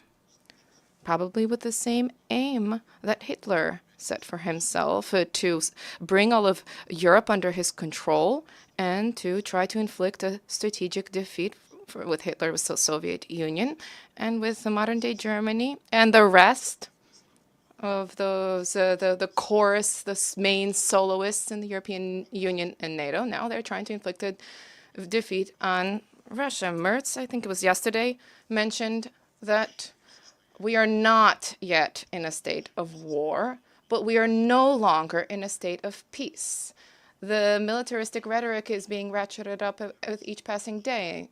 And this statement was reiterated on a number of occasions now, that he pushed through amendments into the Constitution. Now it is possible to spend more funds on weaponry and development of military infrastructure, military capabilities. And he proudly stated, the Chancellor, that his goal is to once again to make Germany the main military engine of Europe. And when a person in a country which perpetrated the crimes of Nazism, fascism, the Holocaust, genocide, when such a person says that Germany again needs to become a great military power, of course, he has an atrophied historical memory, and that is exceedingly dangerous. What was the second question again? Слово.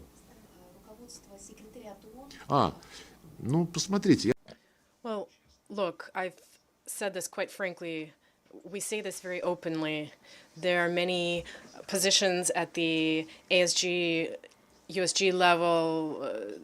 They seem to be distributed among various continents and countries, but there are a few key positions that directly influence and impact the functioning of the UN Secretariat, and that dictate the decisions that the Secretariat makes when it comes to accepting member states.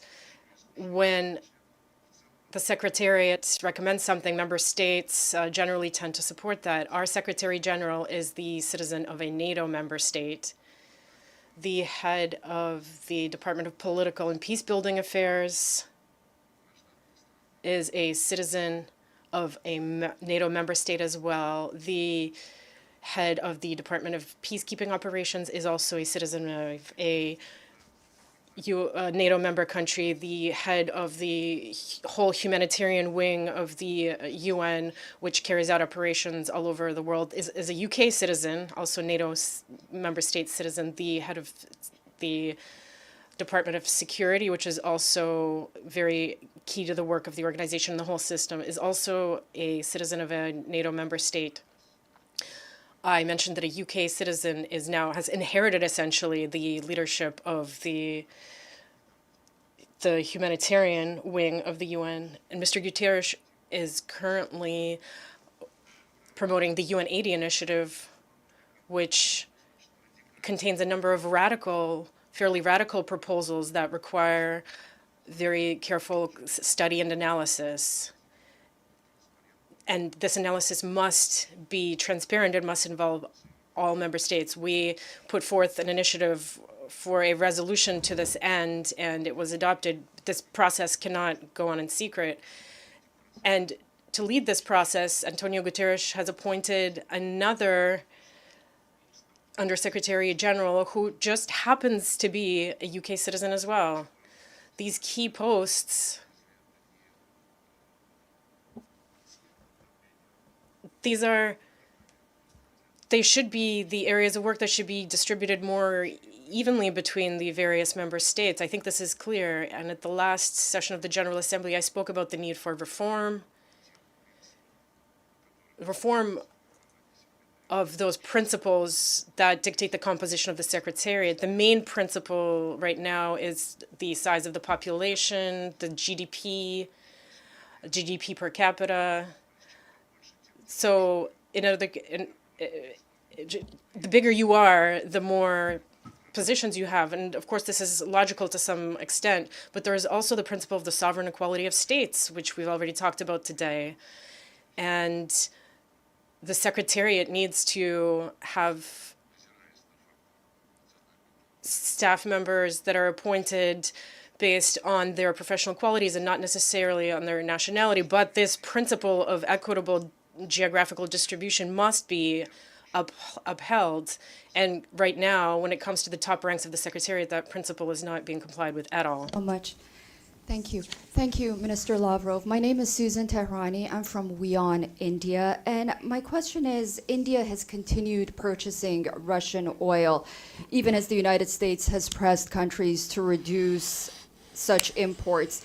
First of all, how do you view this relationship with India in this context? And what does it mean for India-Russia relations more broadly? Thank you. Well, I can't. These situations that might arise between India and the United States or India and any other country, I can't consider them a criteria for relations between India and the Russian Federation. We have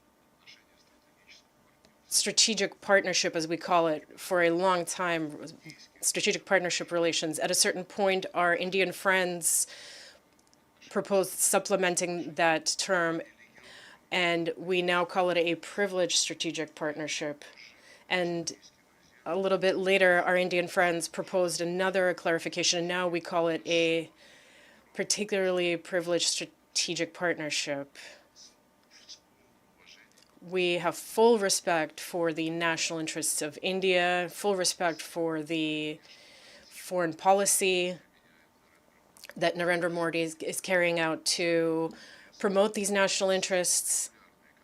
We hold regular contacts at the highest level. Just recently, Prime Minister Modi and President Putin met in Tianjin at the SCO summit in China. And in December, a visit is being planned to, a visit from Mr. Putin is being planned to New Delhi. We have a very extensive bilateral agenda: trade, military, technical cooperation, finance, humanitarian matters, healthcare, high-tech, artificial intelligence, and of course, close coordination at the international level within the SCO, BRICS, and bilaterally. This year, my colleague, I spoke to him yesterday, Subramanian Jaishankar, well, he will visit Russia, I will visit India. We hold regular exchanges. And I heard, I'm not even asking what is going to happen to our trade relations, our oil. I don't ask our Indian colleagues this. They are perfectly capable of making these decisions for themselves. And publicly, my friend who I referenced earlier, when he was asked a similar question, said, if the U.S. wants to sell their oil to us, we are prepared to discuss the terms for this. But what we buy from other countries, not the United States, but from Russia or other countries, that's our own business. And that has nothing to do with the Indian-U.S. agenda. And I believe that that is a very worthy response that shows that India, like Turkey, has self-respect.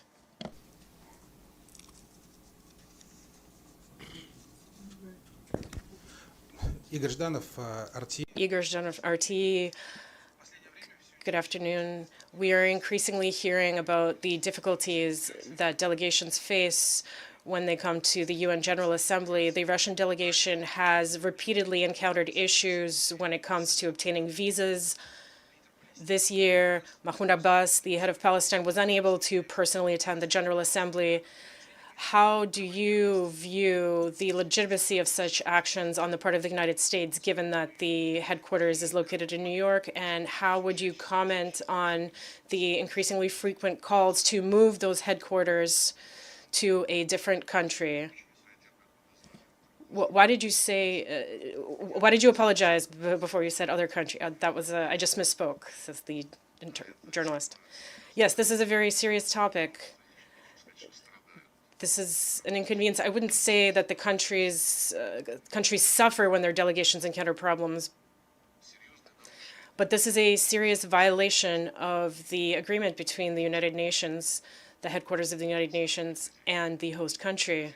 The host country is obligated in a timely fashion without discrimination to issue visas for to attend any UN events at the request of a member state before any session, be it the session of the General Assembly or another UN body.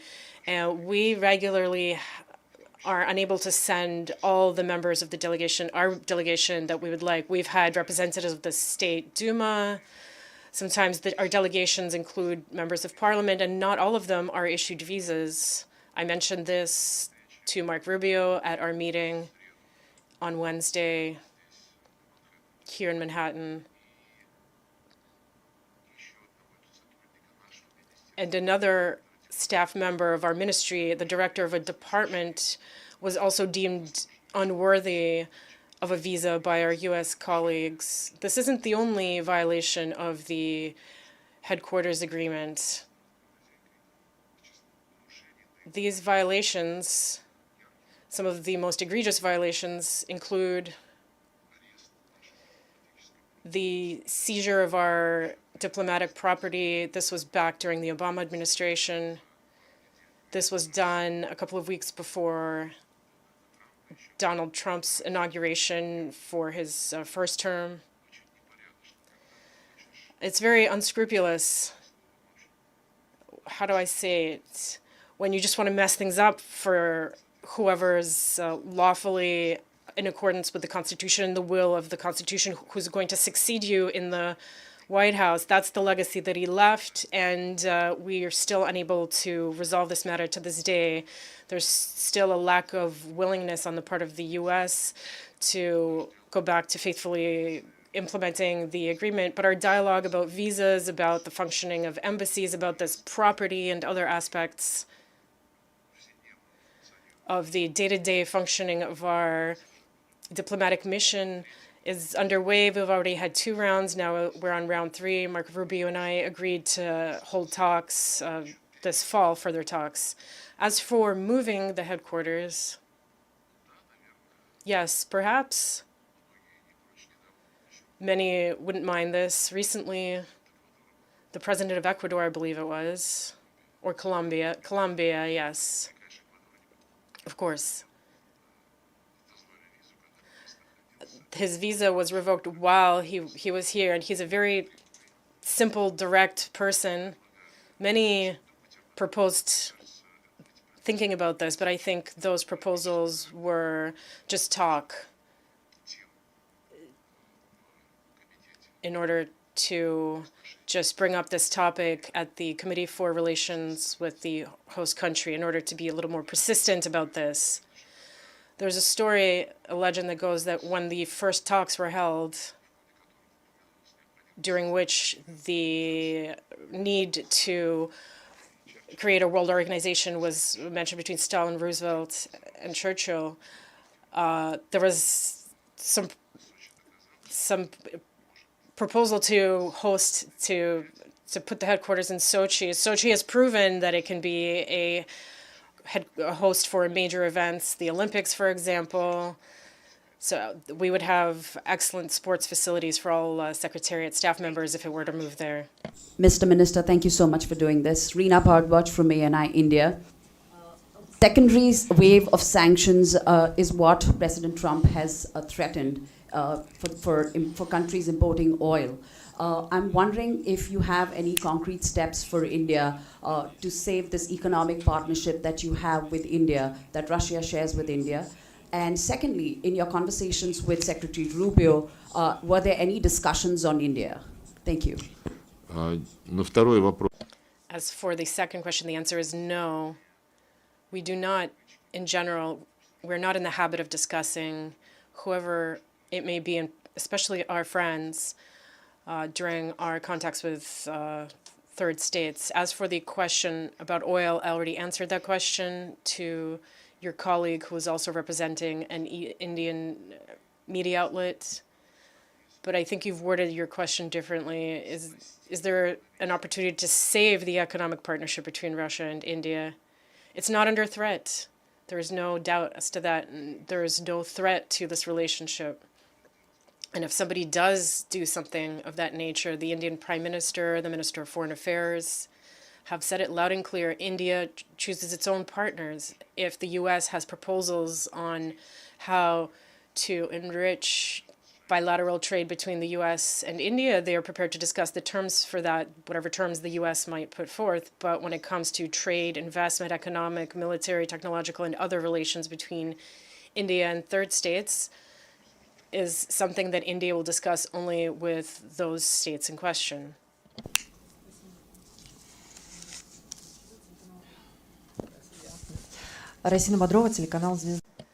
Звезда TV channel. There are reports that Kyiv is preparing another provocation, this time on the territory of the EU, attacking NATO countries, Romania and Poland, under false flag operation, and then accusing Russia of this. What could the consequences be, in your view?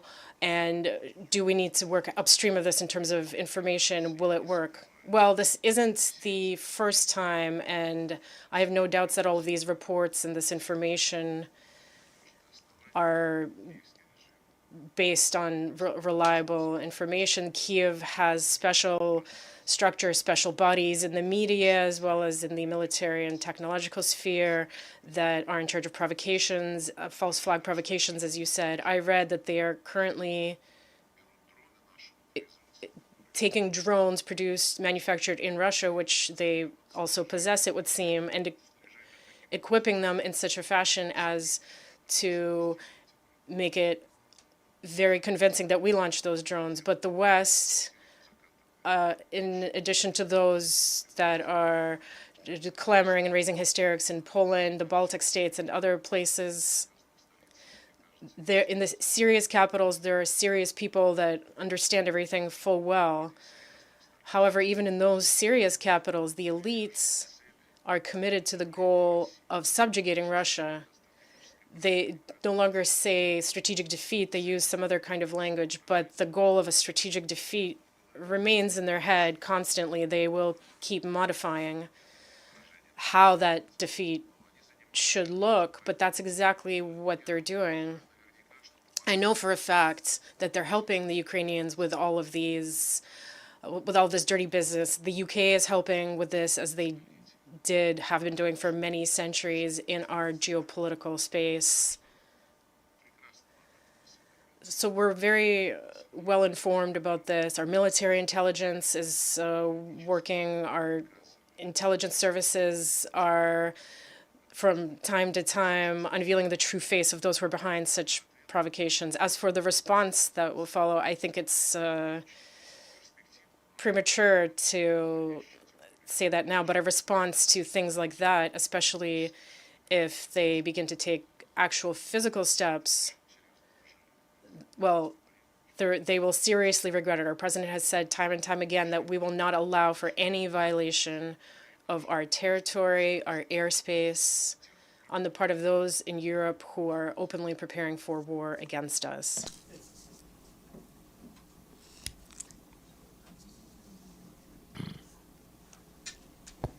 Thank you, Maria. On Iran, sir, the snapback has been activated. The sanctions are coming back tonight. How easy or how difficult for the sanction to be reapplied on Iran? And is it easy, for example, to set up the sanctions committee and choose a president for that committee? And on the multilateral system in the UN, which is facing a vicious attack and assault. Your thoughts on that? You've served here for a long time, and you know the system better than anybody else. Я написал письмо. I wrote a letter today. I directed a letter to the Secretary General in which I clearly stated our position. And today, by the way, our Ministry of Foreign Affairs will disseminate a statement. I set forth our position regarding the fact that the decision that what is inspired and pushed through yesterday is legally null, it is unlawful, and it cannot be implemented. So the Secretary General, if he is committed to the UN Charter, including those articles that set out his obligations and powers, if he acknowledges and accepts this unlawful action taken by the Security Council on September 26, and if he launches this procedure and sets up secretariat bodies to this end, it will be a major mistake, and it will deal a major blow to the credibility and the authority of the Secretary General and the organization. Ну, это да, это фигура. Yes, that's a figure of speech attack on the multilateral system. That's exactly what it is. There's nothing to comment here. Резолюция. The resolution that was adopted by consensus, and which has been grossly violated by both the United States and France and the UK, that resolution has now been dusted off, and they are alleging that it's not them violating the resolution, it is Iran. Of course, this is an attack not only on the multilateral system as a whole, but on the UN system, on the prerogatives of the Security Council, on basic rules of decency, which include implementing the decisions of the Security Council rather than reinterpreting them to serve your own selfish interests, particularly interests relating to the interference in the internal affairs of others and unlawful use of force. Coming here for this open and lengthy conversation with reporters. I'm Namo Abdullah with Rudao Media Network from Iraqi Kurdistan. We're witnessing a growing wave of recognition of Palestine's right to self-determination. Of course, Palestinians do deserve their own country. I think you would agree with that. But like 8 years ago this week, Iraqi Kurds held an independence referendum. You remember, I'm sure.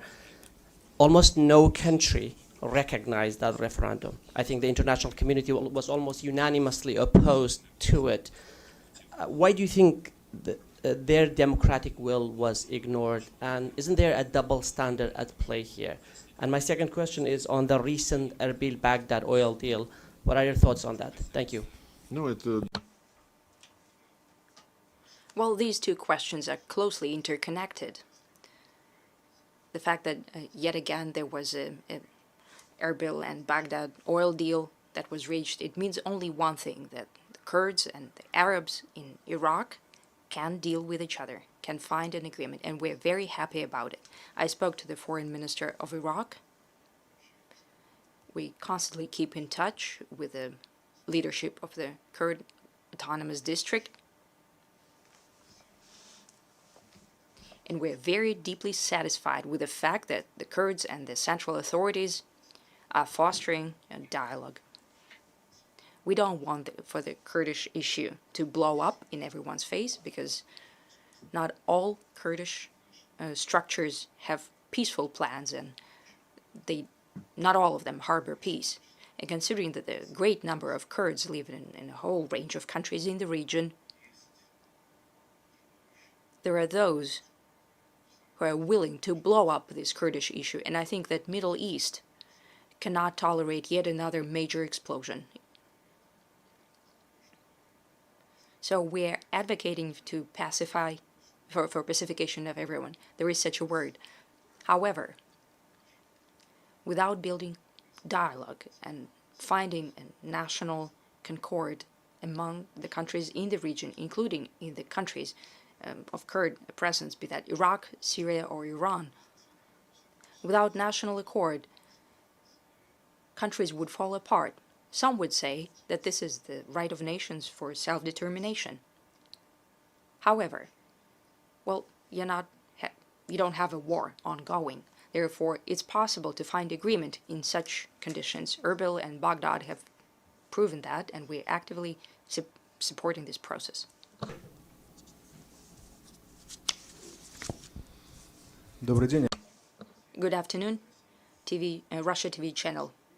On the eve of the high-level week, President Putin made a statement about the New START treaty that Russia is prepared to observe its conditions for the next year with certain salvos. Did you touch upon this topic with Marco Rubio negotiations? Did you see any response from the international community to this initiative on the margins of the General Assembly?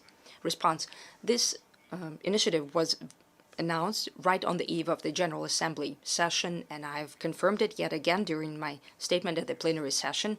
The full statement of President Putin of the 22nd of September is being circulated as a document of Security Council and General Assembly, and I'm sure when all the fuss of the high-level week will die down, when everyone is dealing with their own high-level delegation from capitals, I think that after that, we'll be getting evaluations of the initiative. We have already seen a response. Official representative of the White House responded, and she said that this is a very interesting statement, and President Trump will comment on it personally. That's what we are thinking about it. Minister Lavrov, well, according to Wall Street Journal, President Trump told Zelensky that he's prepared to lift the ban on the use of long-range weapons to strike against Russia. Did Marco Rubio warn you about that during the negotiations? What would be the response if it is indeed so? Do you think that this could be? I don't like to do guesswork. You've referenced Wall Street Journal, but New York Times wrote that Zelensky was begging to give him tomahawks, but President Trump did not give him that. Therefore, responding to each and every newspaper line, well, it's a thankless job. We assume that all of our experience of conversations with the American colleagues at the highest level as well proves to us that they want to put an end, to help put an end to this conflict on the basis of consideration and elimination of its root causes. There are no other countries in the Western camp that have the same position. I have no doubt that the U.S. president has a sincere interest in that. Well, the Europeans are trying to have an influence in him, and now it's being said that President Trump understands Zelensky better than President Putin, and there are many people who would like to get the limelight internationally, but I will not, comment on a newspaper sentences like that. Choice this beautiful rose color. Please. Yes.